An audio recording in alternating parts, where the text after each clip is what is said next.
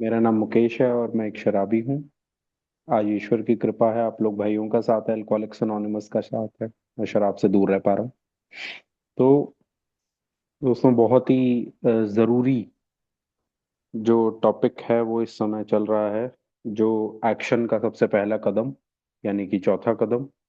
और साफ साफ उसने हमें बता दिया है कि रिजेंटमेंट सबसे पहला अपराधी, और रिजेंटमेंट की ही लिस्ट सबसे पहले हम बना रहे हैं। तीन तरीके की लिस्टें बनाते हैं हम चौथे कदम में, जिसमें सबसे पहला है रिजेंटमेंट, दूसरा रहेगा फियर की लिस्ट, और तीसरी रहेगी सेक्सुअल मिसकंडक्ट्स की लिस्ट, जो कि सीधा सीधा इशारा करती है गिल्ट, शेम और रिमॉर्स पर। तो इसने सबसे पहले बताया कि हमें पेपर पर लिखना है जिस जिस चीजों से हमें, जिस जिस इंसान से, पीपल, इंस्टीट्यूशंस, प्रिंसिपल्स, कोई प्रिंसिपल है, कोई इंस्टीट्यूशन, कोई संस्था है, कोई महात्मा है, कोई जो है कॉलेज, अस्पताल, कोई एमसीडी, डीडीए, जो भी चीजें हैं जिनसे मुझे परेशानी है, सरकारी, गैर सरकारी, कोई भी ऑर्गेनाइजेशन है, कोई भी लोग हैं, इन सब से, किसी से भी मैं अगर गुस्सा हूं। दूसरे कॉलम की बात की इसने, मैं क्यों गुस्सा हूं, और तीसरे कॉलम की बात की कि मैंने ये तो लिख दिया कि मैं किससे गुस्सा हूं और क्यों गुस्सा हूं, लेकिन असली खेल कहाँ पर है? असली खेल सात तरीके की इच्छाएं और उन इच्छाओं की हिलावट में बताया गया। कहाँ कहाँ कौन कौन सी इच्छा मेरी अफेक्ट हुई, कहाँ कहाँ कौन सी इच्छा मेरी हर्ट हुई, कहाँ कहाँ कौन सी मेरे जीवन की स्व इच्छा है जो थ्रेटन हुई, या फिर बहुत बेहतरीन तरीके से इसने लास्ट लाइन जो हमने पढ़ी थी उस दिन, इंटरफेरेंस। कौन आया मेरे मजे के बीच में, मेरे आनंद के बीच में? कौन, किसने इंटरफेरेंस किया, किसने दखलंदाजी की? ये हम तीसरे कॉलम में लिखते हैं। सात तरीके की इच्छाएं हमने बात की थी उस दिन। तो ये एक एग्जाम्पल है दोस्तों। इसमें वो बताना चाहेंगे कि उन्होंने किसी एक इंसान की चार जो है खुंदकें लिखी।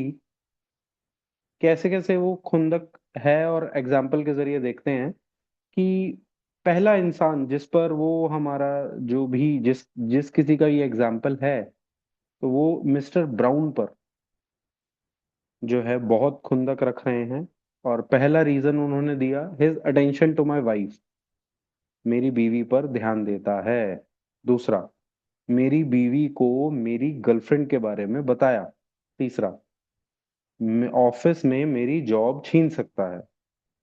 ये तीनों तरीकों से उस शख्सियत को मिस्टर ब्राउन पर खुंदक है।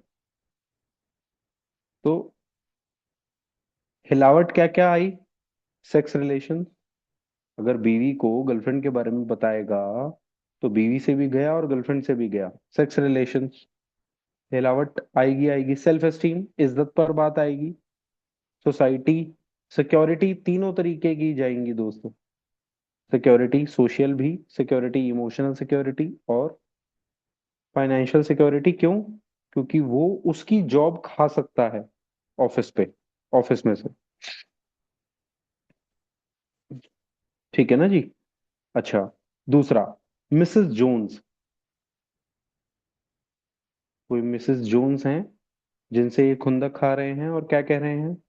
पागल है वो, she is a nut, she snubbed me, जो है इसने मेरी बेइज्जती करी। कुछ भी बोल दिया, किसी भी चीज पर बेइज्जती कर दी। She committed her husband for drinking. उन्होंने, मिसेस जोन्स ने मिस्टर जोन्स को, अपने हस्बैंड को, जो है ड्रिंकिंग के लिए पागल खाने भेज दिया, ड्रिंकिंग के लिए मेंटल असाइलम भेज दिया। और जो कि मिस्टर जोन्स इनके फ्रेंड हैं, जिन्होंने अपनी ये सूची बनाई है, ही इज माई फ्रेंड और शी इज अ गॉसिप। वो बहुत अच्छा है बंदा और मेरा दोस्त है, और ये हमेशा गॉसिप करती रहती है, इधर उधर की बातें करती रहती है, और मेरे को भी इसने बेइज्जती से किया। इन सब में भी दोस्तों वही पर्सनल रिलेशंस, आपसी रिश्ते खराब हो रहे हैं। किससे? उसका अपने दोस्त का रिश्ता खराब हुआ इसकी वजह से, तो उसने जो है मिसेस जोन्स से खुंदक खानी शुरू कर दी। उसकी अपनी इज्जत पर बात आ गई, सेल्फ एस्टीम, क्योंकि बेइज्जती की गई उस इंसान की मिसेस जोन्स के द्वारा। हम्म। माय एम्प्लॉयर, अब बॉस से खुंदक है जी, क्यों? क्योंकि अनरीजनेबल है, काम बहुत ज्यादा देता है, अनजस्ट है, अच्छे तरीके से बिहेवियर नहीं करता, ओवर बेयरिंग है, संभाले नहीं संभलता है, बहुत ज्यादा कुछ जो है पीछे पड़ जाता है। Threatens to fire me for drinking, अगर और पी तो नौकरी से निकाल देगा, ऐसा बोलता है। एंड अगर और छेड़खानी की और चोरियां की खर्चे के अकाउंट में से, तो मुझे जॉब से निकाल देगा। एक, पीने के लिए जॉब से निकाल देगा। दूसरा, मेरे खर्चों के अकाउंट को मैं जो है गलत इस्तेमाल ना करूं। हर कंपनी में ज्यादातर एम्प्लॉयज की जो है डीलिंग होती है कि भाई जो डेली के रोजमर्रा के खर्चे होते हैं वो आप देखो, कोई टूर पे ट्रिप जा रहे हो आप देखो, कोई और जा रहा है उसकी भी सेटिंग मैनेजर या ये सब जो होते हैं कैश फाइनेंसिस यही सब लोग देखते हैं। मालिक कुछ नहीं देखता उन सब चीजों में। और ये क्या करते हैं, ये जो एम्प्लॉयज होते हैं, ये कोई टूर के ट्रिप के 5,000 खर्चे होते हैं, 10,000 लिखते हैं। डेली के खर्चे छोटे छोटे, चाय पानी एंड जो भी रनिंग रिपेयर, जो भी चीजें हैं, कन्वीनियंसेस हैं, बहुत सारी चीजें होती हैं, उनके खर्चे होते हैं डेली के 3,000, लिखते 10,000 है। तो वो ये इंसान कर रहा है। और अब मालिक ने सिर्फ धमकी दी है, निकाला नहीं है, धमकी दी है। और पी पी करके जो हुई दिक्कतें हो रही होंगी या कर रहा होगा उस वजह से अभी सिर्फ धमकी दी है।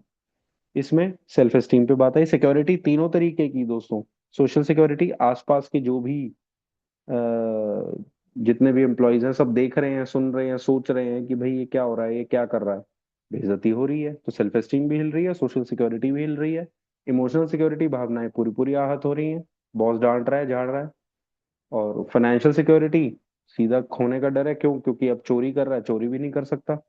जो एक्सपेंस अकाउंट में पैडिंग कर रहा है, जो छेड़छाड़ कर रहा है, जो मैनिपुलेशंस कर रहा है, वो नहीं कर सकता, तो सारी सिक्योरिटीज हिल गई। चौथा है दोस्तों माय वाइफ, उनकी ही wife misunderstands and nag, समझती नहीं है, बार बार बार बार पीछे पड़ना एक ही चीज के लिए। ब्राउन को पसंद करती है, wants house put in her name, चाहती है कि भैया घर उसके नाम कर दूं मैं। तो अगेन दोस्तों, pride, self esteem, personal relations, रिश्ता खराब हो रहा है अपनी बीवी के साथ, सेक्स रिलेशंस खराब हो रहे हैं बीवी के साथ, सिक्योरिटी तीनों तरह की आएगी यहाँ पर। तो इस तरीके से इन्होंने एक एग्जाम्पल दिया है। We went back through our lives, nothing counted but thoroughness and honesty. अब हम दोस्तों चौथा कदम कर रहे हैं, make a searching and fearless moral inventory. Searching कहाँ से होगी? थॉरोनेस से। फियरलेस कैसे होऊंगा मैं? ऑनेस्टी के साथ। When we were finished, we considered it carefully. जैसे ही मैंने ये नाम 4 के 40 हुए, 400 हुए, जितने भी नाम है लिखता जा रहा हूँ, लिखता जा रहा हूँ और इसी तरीके से करता जा रहा हूँ, तो ये सारे ही नामों को मैंने कंसिडर किया, देखा। पहली चीज जो सामने आई, the first thing apparent was that this world and its people were often quite wrong. दुनिया के लोग, ये दुनिया, सबसे बड़ी अगर कोई प्रॉब्लम है तो वो ये है। किसी भी अल्कोहलिक की सबसे बड़ी प्रॉब्लम है कि ये दुनिया और इस दुनिया के लोग गलत हैं, मेरे साथ गलत करते जा रहे हैं, पूरी दुनिया गलत है। To conclude that others were wrong was as far as most of us ever got. और असलियत में कंक्लूजन क्या निकलता था? कि भैया ये पूरी दुनिया गलत है, ये लोग जो हैं गलत हैं, इसके अलावा और कोई चीज मैं समझ नहीं पाता था। The usual outcome was that people continued to wrong us and we stayed sore. Blame game and poor me. मैं बेचारा, मैं जख्मी रहा, वी स्टेड सोर। और लोग मेरे साथ गलत करते रहे। मैं कर रहा हूँ ब्लेम लोगों को कि लोग देखो मेरे साथ कितना गलत कर रहे हैं, और मैं जख्मी पड़ा हूँ, मैं परेशान, हताश, निराश, खत्म हो चुका हूँ, मैं बेचारा। ये मेरा यूजुअल आउटकम निकलता था। मैं अपना विक्टिम कार्ड बहुत इजीली खेलता था। मैं ब्लेम गेम के साथ बहुत अच्छे से एंड करता था और बोलता था कि मैं बेचारा, poor me. Sometimes it was remorse and then we were sore at ourselves. कभी कभार मुझे अपनी गलतियों पर बहुत पछतावा होता था, गिल्ट, शेम, रिमॉर्स में फंसता था, और मैं अपने ऊपर जो है नाराज, हताश, निराश होता था, फिर लोगों पर नहीं होता था। तब मैं ब्लेम गेम नहीं खेलता था, तब मैं अपने आप को ही जो है अ, जो हम यहाँ पर सुनते हैं मीटिंग्स में, अपने आप को ही चाबुक मारना, अपने आप को ही प्रताड़ित करना। But the more we fought and try to have our own way, दोनों ही सूरतों में, चाहे मैं सामने वाले को ब्लेम कर रहा हूँ, विक्टिम कार्ड खेल रहा हूँ और सोर हो रहा हूँ, या फिर मैं खुद से नाराज हूं, खुद को ब्लेम करे जा रहा हूं और गिल्ट, शेम, रिमॉर्स में फंस रहा हूं, और फिर सोर हो रहा हूं अपने आप से। दोनों ही सूरतों में मैं क्या चाह रहा था? Selfishness, self centredness, the base of my troubles. जितना ज्यादा मैं ये दोनों ही सूरतों में फंसता गया, द वर्स मैटर्स गॉट, उतने ही ज्यादा हाल खराब होते गए। As in war, the victor only seemed to win। इस दुनिया की लड़ाई में, चाहे वो मिसेस जोन्स हो, चाहे वो वाइफ हो, चाहे वो एम्प्लॉयर हो, चाहे वो मिस्टर ब्राउन हो, इस दुनिया की लड़ाई में सामने वाले ही जीतते थे हमेशा। मेरी जीत होती तो थी, लेकिन चंद समय के लिए। Our moments of triumph was short lived, कुछ समय के लिए। मेन रीजन क्या है दोस्तों इन सब रिजेंटमेंट्स का? मेरी सेल्फिशनेस। मैं ईश्वर बनता हूं, I play God to everybody, और ये रिजेंटमेंट्स होती हैं। चाहे वो मैं विक्टिम कार्ड बन करके रिजेंटमेंट पालूं, या फिर मैं गिल्ट, शेम, रिमॉर्स में जो है रिजेंटमेंट पालूं। ये रीजन सिर्फ जो है, सिर्फ और सिर्फ यही है कि मैं सेल्फिशनेस, सेल्फ सेंटर्डनेस में रहता हूं। मैं भगवान हूं नहीं किसी का, और ना समझता हूं। जैसे दिमाग क्या बोलता था, जब भी अल्कोहलिक्स अनोनिमस में एंट्री होती है तो डिनायल डिफेंस आ जाता है कि तू शराबी नहीं है। जब भी पीता था तो लगता था कि प्रॉब्लम नहीं है, पीता था, प्रॉब्लम नहीं होती। ऐसा मैं अपने आप को दिखाता था, दर्शाता था। सेम ऐसे ही मैं ईश्वर लोगों के जीवन में एक्टिंग करता हूँ, प्ले करता हूँ, रोल अदा करता हूँ ईश्वर का। लेकिन मैं ऐसा सोचता नहीं हूँ। मेरा डिनायल डिफेंस हमेशा ये कहता है कि तू भगवान नहीं है। हाँ, वो काम सारे मैं भगवान वाले कर रहा हूँ लोगों के लिए, लेकिन मेरा दिमाग, मेरी बीमारी मुझे क्या कहती है? तुझे ऐसी कोई प्रॉब्लम नहीं है। It is plain that a life which includes deep resentment leads only to futility and unhappiness। दोस्तों, इस पूरे पैराग्राफ में वो हमें बताना चाह रहे हैं कि रिजेंटमेंट नंबर वन ऑफेंडर जो है, वो क्यों ऑफेंडर बताई गई है? क्योंकि it destroys more alcoholics than anything else. तो ये मुझे कैसे कैसे डिस्ट्रॉय करती है, कैसे कैसे खत्म करती जाती है, अंदर ही अंदर दीमक की तरह खाती जाती है मुझे। क्यों? जैसे ही आप रिजेंटमेंट पालते हो, तो फ्यूटिलिटी की तरफ आप अपना समय को ले जाते हो। जो भी समय है वो आप वेस्ट कर रहे हो। दूसरा, आप अनहैप्पी रह रहे हो उस समय में। जितनी आप रिजेंटमेंट को परमिट करोगे, to the precise extent that we permit these, do we squander the hours that might have been worthwhile. दोस्तों 2-2 घंटे हो जाते हैं, एक एक घंटा निकल जाता है सोचते सोचते खुंदकों के बारे में, उस बंदे के बारे में जिससे मुझे खुंदक आ रही है, और कब समय निकल जाता है पता ही नहीं लगता। और आप देखोगे कि उस समय आप ने वो वेस्ट कर दिया टोटल टाइम। हो सकता था उस समय आप कोई ऑनलाइन मीटिंग लगा सकते थे अल्कोहलिक्स अनोनिमस की। हो सकता है आप उस समय कोई अपने बिजनेस के बारे में चर्चा कर सकते थे, अपने आप से किसी और से फोन कॉल पे बात कर सकते थे। हो सकता है उस समय आप घर का कोई काम डिस्कस कर सकते थे वाइफ के साथ, क्वालिटी टाइम फोन पर, या घर पर अगर आप बैठे थे तो साथ बैठ करके आप बहुत अच्छा टाइम स्पेंड कर सकते थे बीवी बच्चों के साथ। लेकिन घर, काम धंधा, सोसाइटी, फैमिली, अल्कोहलिक्स अनोनिमस की family, sponsor, sponsee, newcomers, members, किसी के साथ भी बहुत ही वैल्यूएबल चर्चाएं हो सकती थी उस 1 घंटे 2 घंटे में। लेकिन हमने क्या चुना? हमने वो घंटे खराब कर डाले पागलपने में, सोच सोच करके, खुंदकें पाल पाल के, मेरे साथ ऐसा किया, मेरे साथ वैसा किया। दो तरीके की टेप्स मेरे अंदर चलती हैं। ये जैसे चार खुंदकें हैं, इन खुंदकों में हमेशा दो तरीके की टेप्स चलती हैं।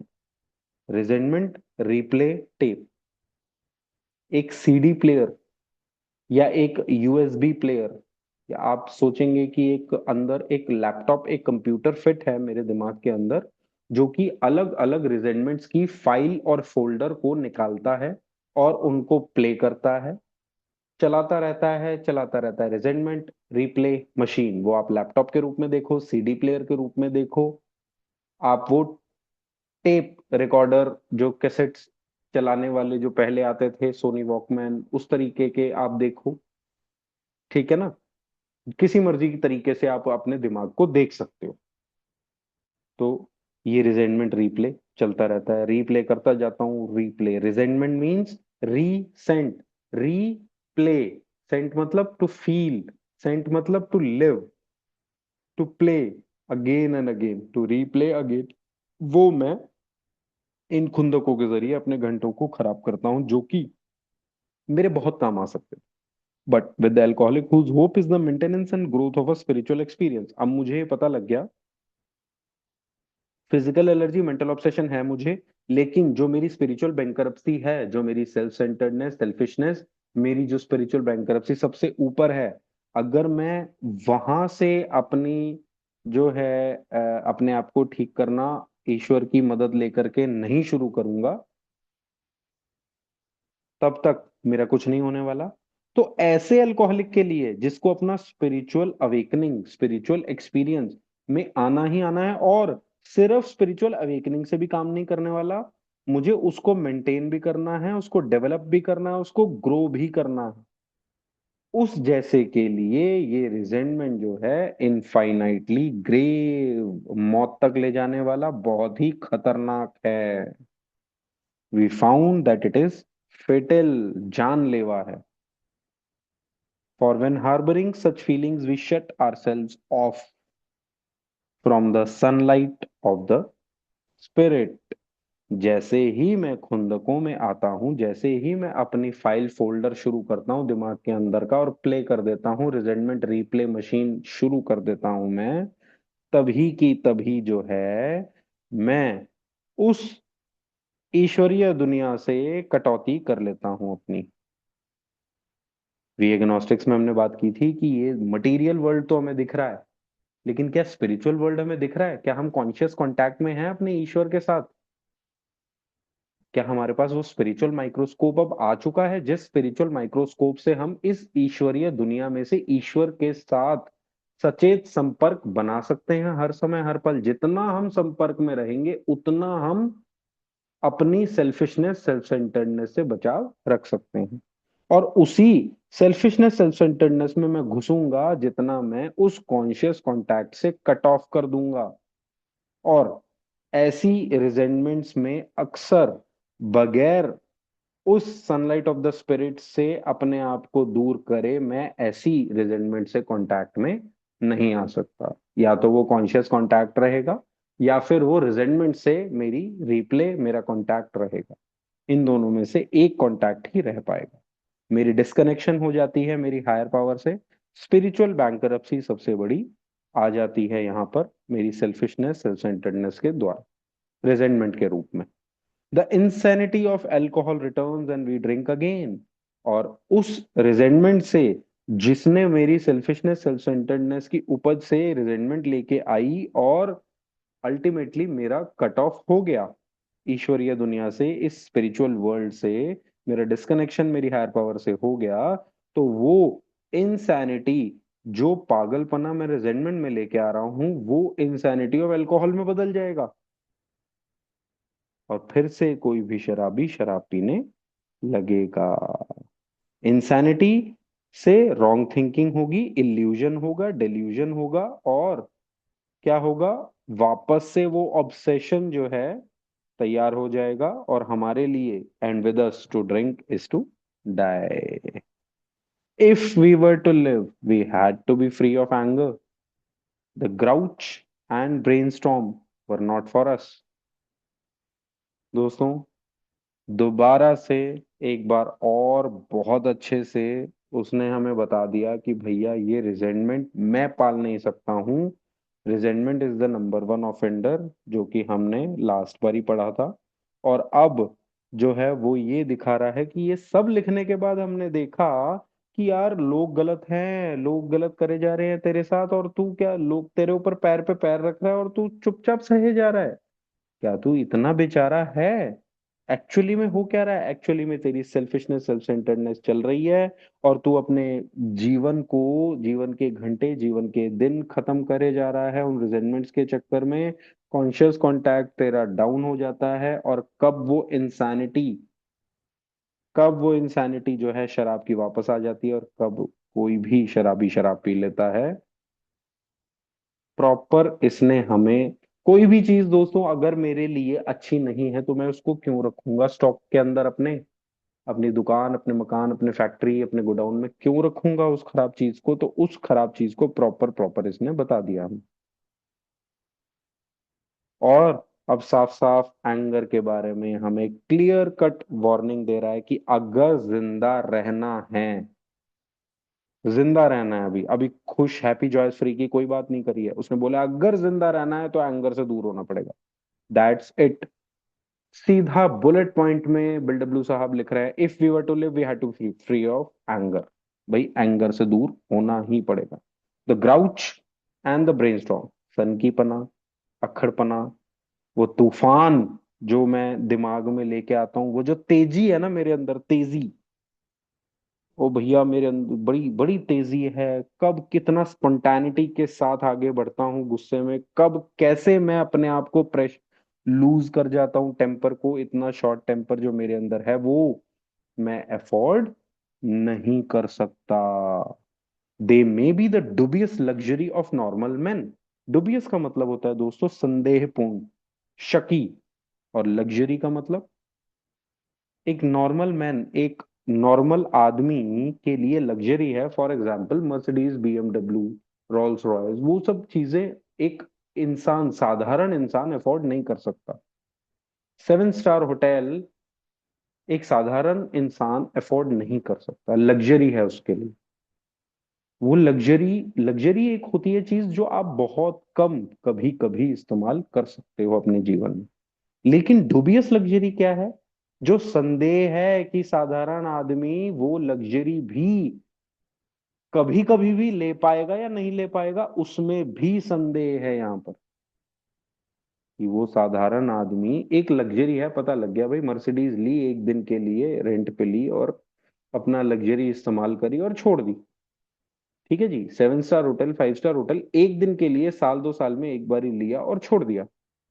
लेकिन यहाँ एंगर को एक ऐसी लग्जरी बताया जा रहा है जो डुबियस है साधारण इंसान के लिए। अभी अल्कोहलिक की तो बात ही दूर है, साधारण इंसान जो कि अल्कोहलिक नहीं है, उसके लिए भी एंगर एक संदेहपूर्ण लग्जरी है। लग्जरी है, लेकिन उसने करना चाहिए या नहीं, ये इसमें भी शक है। पक्का नहीं है कि वो लग्जरी है। होटल पक्का है लग्जरी है, कर सकता है कभी कभार। गाड़ी 5 स्टार रेंट पे ले सकता है, कर सकता है मौज। कई बार बहुत लोग करते हैं, छुट्टियों पे जाते हैं, बाहर लेते हैं। बड़ी बड़ी बाइकें लेते हैं रेंट पे, गाड़ियां लेते हैं रेंट पे, मौज करते हैं, चलाते हैं, वापस खत्म। लेकिन यहाँ एंगर को एक ऐसी श्रेणी में इसने डाला है जो कि नॉर्मल इंसान के लिए भी सही है या नहीं, उसको यूज करनी चाहिए या नहीं, ये भी बताया नहीं गया है। इसके बारे में बोला है डुबियस है, ये संदेह है। But for alcoholics these things are poison. जब नॉर्मल इंसान के लिए संदेह है कि उसने एंगर इस्तेमाल करना है नहीं करना, वो लग्जरी यूज करनी है नहीं करनी, वो पक्का नहीं है, तो दोस्तों एल्कोहलिक तो बिल्कुल ही नहीं कर सकता। उसके लिए ऐसा पॉइजन है कि हाथ लगा, वो जो कई थ्रिलर मूवीज आप देखेंगे आजकल, तो ऐसा कुछ दिखाने लग गए हैं कि जहर मुंह में भी नहीं देते हैं, वो स्किन पे टच कर देते हैं और वो बंदा एक जो है फ्रैक्शन ऑफ अ सेकंड, एक सेकंड भी नहीं मैं बोलूंगा, उस एक सेकंड के कितने फ्रैक्शन के अंदर वो बंदा ही मर जाता है सामने वाला, सिर्फ टच करता है वो हल्का सा स्किन के ऊपर। वैसे ही ये जो एंगर है, ये रिजेंटमेंट पालने का जो तरीका है, ये ग्राउच, ये ब्रेनस्टॉर्म, मेरे लिए पॉइजन है। और ऐसा पॉइजन जो एक सेकंड भी नहीं लगाएगा मुझे खत्म करने में। We turn back to the list. दोस्तों दोबारा से देखते हैं इसी लिस्ट को। क्यों? क्योंकि इसी लिस्ट में सब कुछ छुपा है। अभी ये हम दो तीन एंगल से इसी लिस्ट को दोबारा दोबारा देखेंगे। For it held the key to the future, क्योंकि हमारा फ्यूचर सब इसी लिस्ट के हाथ में है। इसी लिस्ट में से हमने अच्छा स्टॉक बुरा स्टॉक सब अलग अलग कर करा के हमने आगे बढ़ना है। We were prepared to look at it from an entirely different angle. अब बिल्कुल टर्न द टेबल कर देते हैं दोस्तों, पूरे ही अलग एंगल से देखते हैं, पूरे ही अलग एंगल से। We began to see that the world and its people really dominated us. अभी सारी बातें छोड़ते हैं, सारी बातें छोड़ते हैं हम, सिर्फ हम एक चीज पर ध्यान देते हैं कि लोगों ने हमारे साथ गलत किया। ठीक है? In that state, the wrongdoing of others, fancied or real, had power to actually kill. जितनी भी इन लोगों ने मेरे साथ गलत हरकतें की हैं, जिस वजह से मैं परेशान हूं, निराश हूं, हताश हूं, रो रहा हूं, हैड पावर टू एक्चुअली किल, मुझे मारने तक की हिम्मत, कैफियत रखते हैं या नहीं रखते, पावर है या नहीं है। मर जाऊंगा कैसे?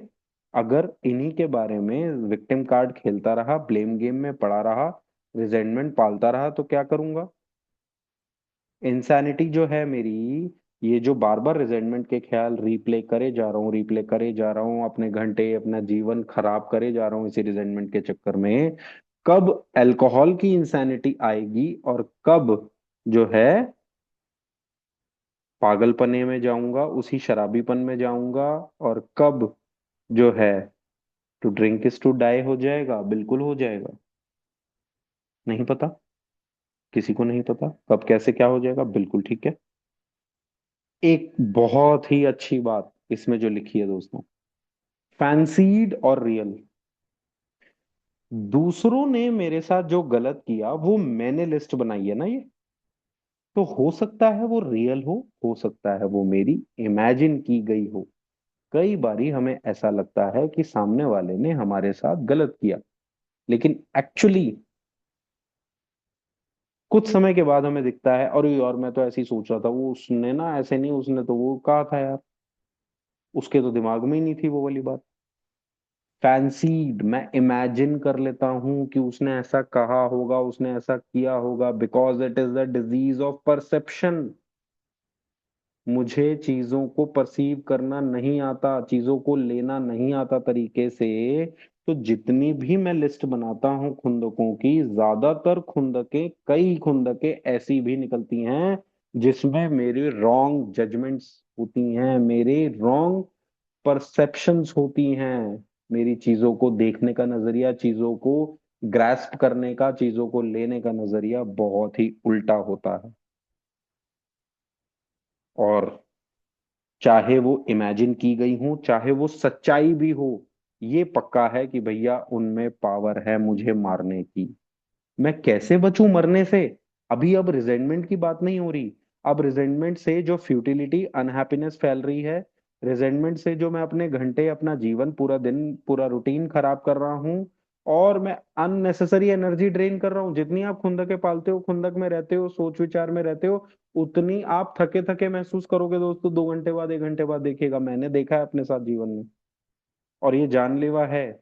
तो जैसे ही इस तरह की फीलिंग्स हैं मेरे साथ, तो मुझे अब ये ध्यान देना है कि क्या ये रिजेंटमेंट जरूरी है, या इस रिजेंटमेंट की पावर जरूरी है मेरे लिए, क्योंकि इसकी पावर है टू एक्चुअली किल मी। इस रिजेंटमेंट की पावर है मुझे मार सकती है। तो मैं कैसे बचूंगा? जब मुझे पता लग गया कि एक चीज मुझे अंदर ही अंदर खत्म करे जा रही है, दीमक की तरह खाए जा रही है, मुझे मार देगी, तो अब वो रिजेंटमेंट जरूरी है, या उस रिजेंटमेंट से जो मेरे जीवन का खात्मा हो रहा है उससे मुझे बच के निकलना बहुत जरूरी है? निकलना बहुत जरूरी है। How could we escape? किसी तरह we saw that these resentments must be mastered, but how? मुझे एस्केप करना ही पड़ेगा। मुझे इन रिजेंटमेंट से ऊपर उठना पड़ेगा, मुझे मास्टरी करनी पड़ेगी इन रिजेंटमेंट्स पर, वरना मैं जीवित नहीं रह पाऊंगा।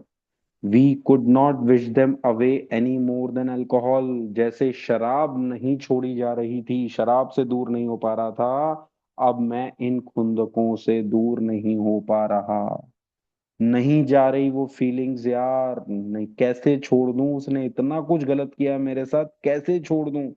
कैसे उसको माफ कर दूं? कैसे दूर हो जाऊं इन ख्यालों से? ये ख्याल मेरे दिमाग में नहीं। हाँ, आओ मेरा दिमाग किसी तरह बंद करा दो। ये टेप जो अंदर ही अंदर रिप्ले हो रही है, हो रही है, चलती जा रही है, अपने आप दिमाग में आता है। मैं कई बारी परेशान हो जाता हूं कि क्यों आ रहा है दिमाग में, बचा लो मुझे, लेकिन नहीं छोड़ पा रहा। तो दोस्तों, कैसे छोड़ेंगे उन ख्यालों को? उन ख्यालों को सबसे पहले ऐसे छोड़ेंगे कि मैं ब्लेम गेम पुअर मी से बाहर आना चाहता हूं क्या? अपने आप से पूछेंगे। क्या मैं विक्टिम कार्ड और खेलना चाहता हूं क्या? क्या मैं बेचारेपन में ही फंसा रहना चाहता हूं क्या? अपने आप से पूछेंगे।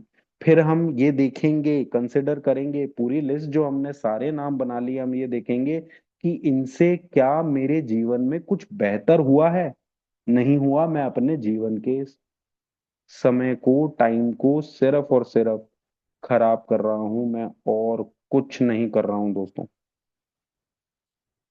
ये रिजेंटमेंट मुझे मौत की तरफ लेके जा रही है, खत्म कर देगी मेरी सेल्फिशनेस, मेरी सेल्फ सेंटर्डनेस। कब जो है मुझे मेरे इल्यूजन में, डिल्यूजन में लेके आएगी, कब इंसैनिटी आएगी अल्कोहल की, मुझे नहीं पता दोस्तों। ये सब चीजों को अगर मैं सारे ही चेक पॉइंट्स को टिक टिक टिक करते जा रहा हूं, तो मैं अल्कोहल की ही तरह, जैसे मैं शराब से दूर हुआ एक एक दिन करके, वैसे ही मैं रिजेंटमेंट से भी दूर हो सकता हूँ। ये सारी चीजें बहुत जरूरी हैं, तब जा करके किताब जो अब मुझे कोर्स बता रही है, वो कोर्स मैं उसके पहले नहीं ले सकता। We realised that the people who wronged us were perhaps spiritually sick. जितने भी लोग हैं जिन्होंने मेरे साथ गलत किया, कहीं ना कहीं स्पिरिचुअल सिकनेस उनके अंदर है। स्पिरिचुअल सिकनेस बोले तो उनके अंदर वो कैरेक्टर डिफेक्ट्स हैं, उनके अंदर वो negative aspects of the emotions हैं, जिस वजह से उन्होंने मेरे साथ गलत किया। Though we did not like their symptoms and the way these disturbed us. हाँ, ये जरूर है कि उनकी जो बीमारी है भाई, आप देखिएगा कि इसने, किताब ने हमें जब ये अल्कोहलिज्म की बीमारी के बारे में बात करी, देयर इज अ सोल्यूशन में स्टार्ट करा कि भाई हम इसको, we believe it is an illness, ठीक है। तब उसने कंपेयर किया कैंसर के साथ। कैंसर एक मेडिकल डिजीज है, एक फिजिकल डिजीज है, एक शरीर को लगी हुई बीमारी है, ठीक है। तो वो शरीर की लगी हुई बीमारी पर सब लोगों को दया आती है। क्यों?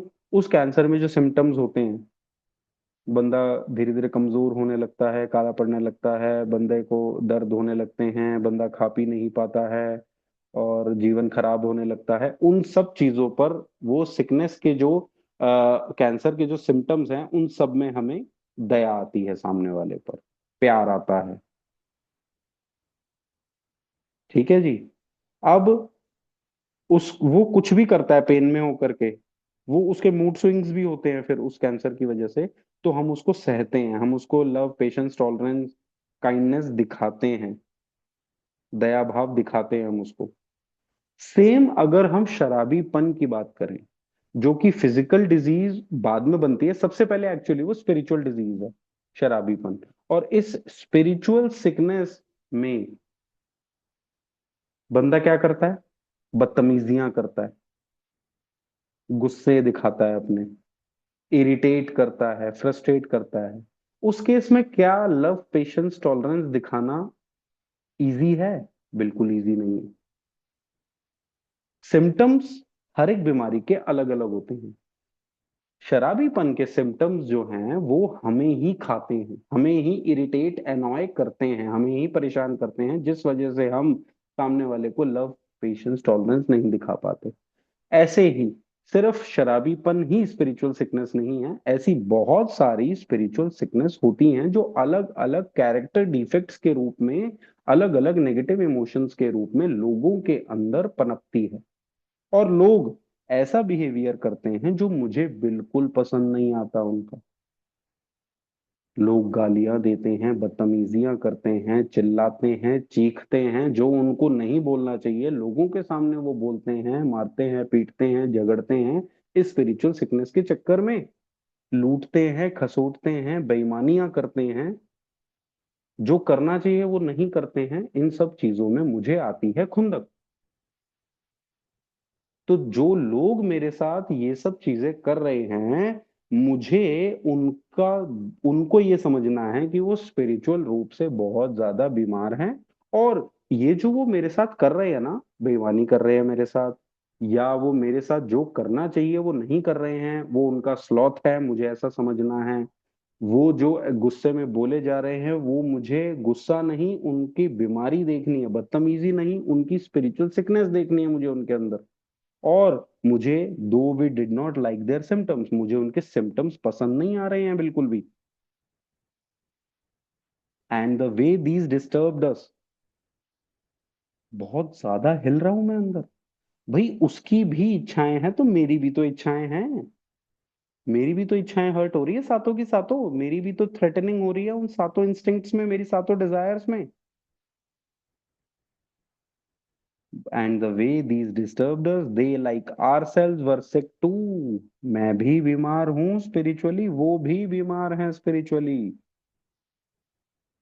तो उसके सिम्टम्स मुझे पसंद नहीं आ रहे हैं, उसके सिम्टम्स मुझे बहुत ज्यादा डिस्टर्ब कर रहे हैं। उस वजह से मुझे सोचना पड़ेगा कि जैसे तू बीमार है वैसे वो भी बीमार हैं। The people we resent are like ourselves only. जिन लोगों से दोस्तों मैं खुंदक खा रहा हूं, वो मेरी ही तरह तो हैं। और किसकी तरह हैं? मेरे अंदर अलग तरीके की अलग अलग स्पिरिचुअल सिकनेसेस हैं, जो कि मैंने अपनी लिस्ट में देखी। उन लोगों की भी जिनकी मैंने लिस्ट अपने ही लिस्ट में डाली है, उन लोगों की भी कुछ कुछ बहुत सारी परेशानियां हैं जो कि डिस्टर्ब कर रही हैं मुझे। We ask God to help us show them the same tolerance, pity, and patience that we would cheerfully grant a sick friend. सबसे पहले दोस्तों, उनके सिम्टम्स मुझे पसंद नहीं आ रहे, वो मेरी ही तरह बीमार हैं, बहुत जरूरी है। This is very important, I am no superior than him. उन उन लोगों से कोई सुपीरियर नहीं हूं, वो भी स्पिरिचुअली सिक है, मैं भी स्पिरिचुअली सिक हूं। Same for me. जैसे मेरी परसेप्शंस वोंकी वियर्ड हैं, अजीब है मेरी परसेप्शंस, वैसे ही उनकी भी परसेप्शंस अजीब है, जिस वजह से वो ये सब मेरे को कर रहे हैं। I always think I am right, लेकिन नहीं। We should consistently do these prayers for those we resent. चाहे मुझे खुंदक आ रही है उन पर, लेकिन हमें बार बार ये प्रेयर करनी है, ये रिजेंटमेंट प्रेयर। कौन सी? वी आस्क्ड गॉड, हमने ईश्वर से प्रार्थना करी, to help us show them the same tolerance, pity and patience. मैं उनको वही दया भाव, वही लव, पेशेंस, काइंडनेस, टॉलरेंस दिखा पाऊं, उसी धीरज के साथ, उस दया भाव के साथ उनके साथ डीलिंग कर पाऊं, जिस तरीके से मैं कैंसर के मरीज के साथ, किसी की हड्डी टूट गई है उसके साथ कितना दया भाव रखूंगा।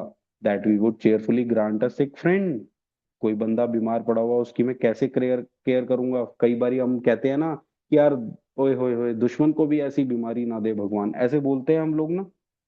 कितनी दया आती है, कितना अच्छा फील करते हैं, चाहे वो तुम्हारा दुश्मन ही क्यों ना हो।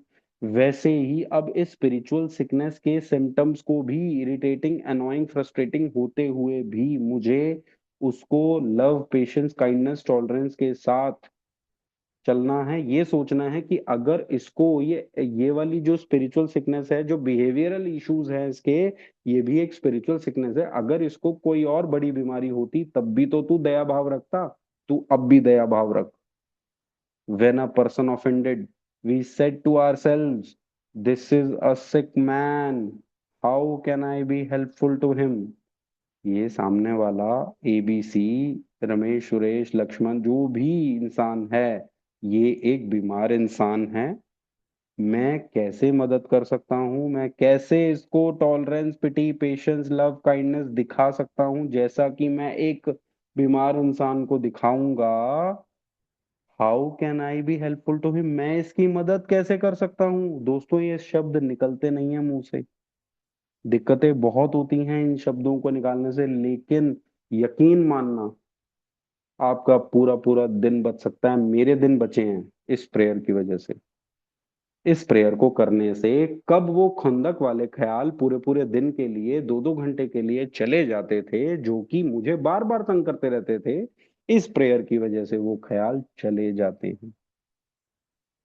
एक्चुअली ये चीजें जाएं या ना जाएं, मुझे इनसे दूर होना बहुत जरूरी है। पिछले पेज में हमने क्लियर कर लिया, सारे टिक बॉक्सेस अगर मैंने मारे हैं, तो इसका मतलब मुझे बहुत ज्यादा जरूरत है इन कुंदकों से बाहर आने की, क्योंकि मैं जीना चाहता हूं।